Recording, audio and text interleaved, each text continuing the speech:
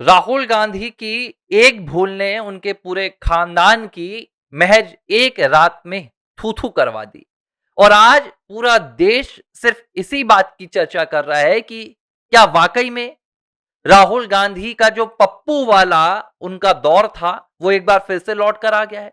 क्या राहुल गांधी अब अपने ही पैर में, अपने ही परिवार की इज्जत को तार-तार करवाने वाली राजनीति कर रहे हैं? आखिर राहुल गांधी ने क्यों प्रधानमंत्री नरेंद्र मोदी का अपमान करने के बदले अपने पूरे खानदान का अपमान करवा लिया?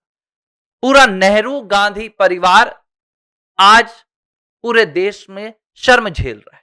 जो लोग अब दुनिया में नहीं है, लेकिन उनके नाम पर भी लोग लानतें दे रहे हैं।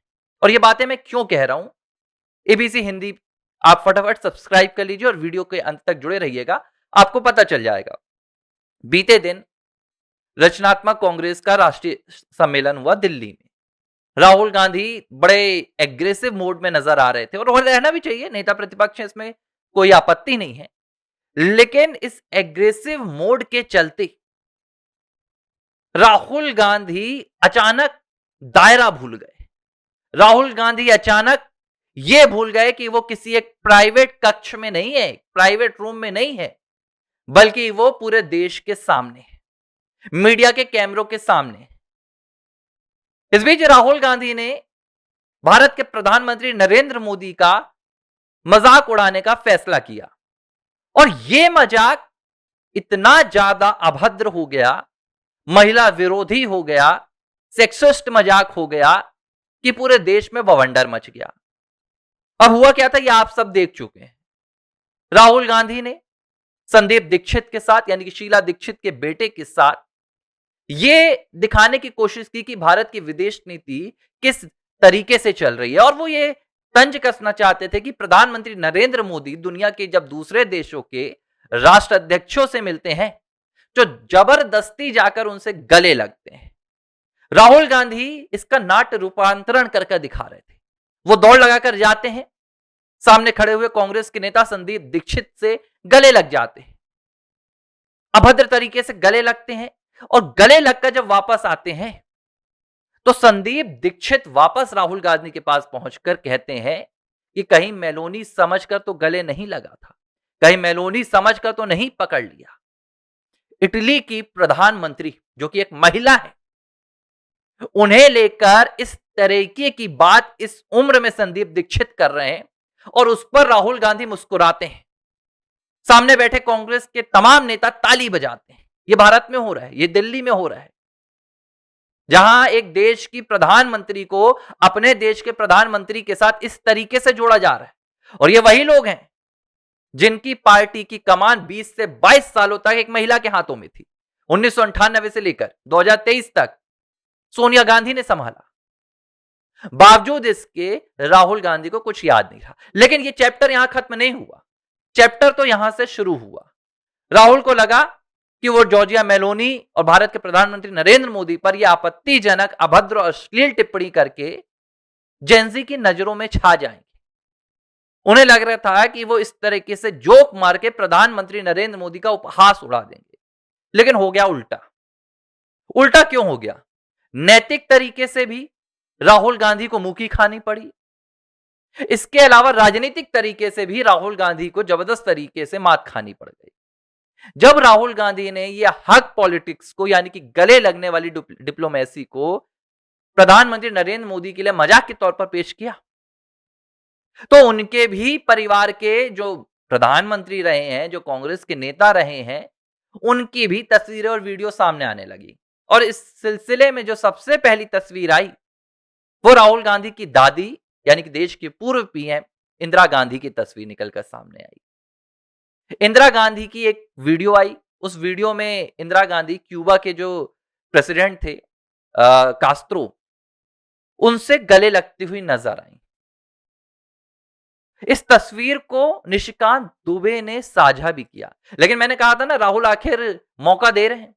निशिकांत दुबे जैसे नेता जो गांधी परिवार की बखिया उधेड़ने से पीछे नहीं हटते हैं, उनके हाथ में सजाकर राहुल ने थाली दे दी।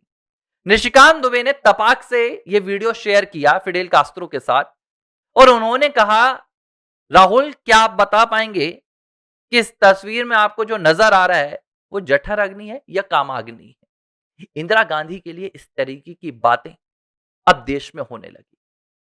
और भाई सीधे तौर पर निशिकांत दुबे तो मठाई साहब का पूरा किस्सा देश की संसद में खोल रखे हैं, तो उन्हें तो डर नहीं लगता। लेकिन ये यहीं सीमित नहीं हुआ कि इंदिरा गांधी भी गले लगती थी राष्ट्राध्यक्षों को। राहुल को तो शायद ये पता ही ना हो, लेकिन राजीव गांधी की तस्वीरें आई। जब भी राजीव गांधी दुनिया के दूसरे राष्ट्राध्यक्षों से मिलते थे तो जाकर उन्हें गले लगाते थे। मनमोहन सिंह की फोटो आई, बराक ओबामा से लेकर जरदारी तक।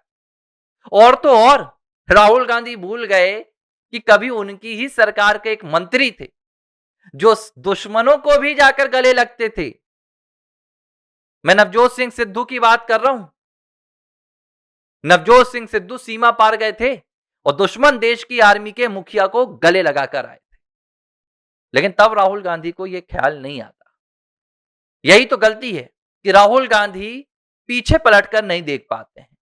राहुल गांधी को लगता है कि जैसे वो पीछे नहीं पलट रहे हैं, इस देश की जनता भी पीछे पलटकर नहीं देखेगी। शायद राहुल गांधी को इतनी फिक्र नहीं रहती है कि भारत के इतिहास को पलटा कर देखें, अपनी पार्टी के, अपने परिवार के काले कारनामों के पन्नों को एक बार फिर से उल्टा कर देखें।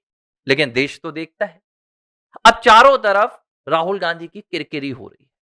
उसे भारत में नहीं, खबरें आ रही हैं कि दुनिया के कई देशों में, क्योंकि भाई यहां पर एक अंतरराष्ट्रीय पर्सनालिटी को इंक्लूड किया गया, इटली के प्रधानमंत्री का नाम लिया गया। कई देशों के अखबारों ने राहुल गांधी को लेकर कहा कि राहुल गांधी सीमाएं लांघ रहे हैं। राहुल गांधी जो राजनीति कर रहे हैं वो किसी भी मुहाने से स्वीकार नहीं की जा सकती। लेकिन शर्म की बात यह है कि गांधी परिवार में, कांग्रेस पार्टी में हजारों महिलाएं हैं, सोनिया गांधी से लेकर प्रियंका गांधी वाड्रा, तमाम नेता। लेकिन किसी ने भी राहुल गांधी की इस टिप्पणी को यह नहीं कहा कि शायद राहुल गांधी का कहने का मतलब वो नहीं था, या राहुल गांधी गलती से कह गए, या उन्हें माफी मांग लेनी चाहिए। बल्कि राहुल गांधी की टिप्पणी को कांग्रेस पार्टी पूरी तरीके से समर्थन कर रही है और राहुल गांधी को बचाने में तुली हुई है। इसी को ही कहा जाता है विनाशकालीय समय विपरीत बुद्धि। और अब चर्चा यह भी शुरू हो गई है कि राहुल गांधी अगर इसी तरीके से सरकार को चुनौती देते रहे, इसी तरीके से सरकार को चोट करने का प्रयास करते रहे, तो सरकार तो खुश रहेगी, क्योंकि सरकार को, भाजपा को प्रचार प्रसार करना ही नहीं पड़ रहा है विपक्ष के खिलाफ। पूरा देश देख रहा है कि विपक्ष कितना नीचे गिरते जा रहा है, कैसी कैसी करतूत कर रहा है, जो देश के प्रधानमंत्री के चरित्र को नहीं छोड़ रहा, जो दूसरी देश की एक महिला पीएम को नहीं छोड़ रहा, वो देश की महिलाओं का क्या सम्मान करेगा। जाहिर सी बात है, जिसने भी राहुल गांधी को यह स्क्रिप्ट लिखकर दी थी, या राहुल गांधी ने खुद लिखी, कुल मिलाकर दिल्ली में हुआ कांग्रेस का यह रचनात्मक सम्मेलन अपने ही पैर में मारी गई कुल्हाड़ी साबित हो गया है। एबीसी हिंदी न्यूज, आज ही जुड़िए हर खबर के साथ